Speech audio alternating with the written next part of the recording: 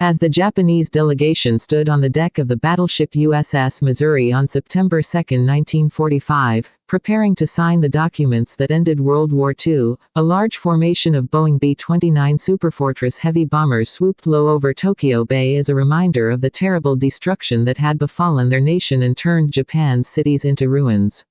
It was a reminder the Japanese really did not need. The bombed-out rubble and steadily smoking crematories around the country were evidence enough of the violent firestorm that had befallen the land of the rising sun. The national morale in Japan was so low that almost 70% of the people interviewed by U.S. military personnel after the surrender reported that they had reached the point where they were unable to endure one more day of war.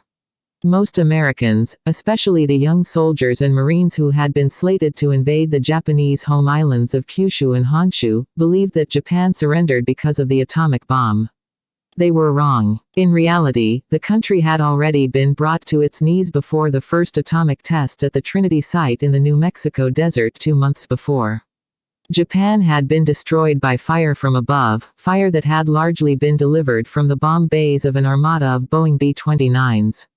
The B-29 had come to symbolize American air power by September 1945 because of the role it played in the final defeat of Japan, but the large four-engine bomber had originally been conceived as a weapon for use against Nazi Germany.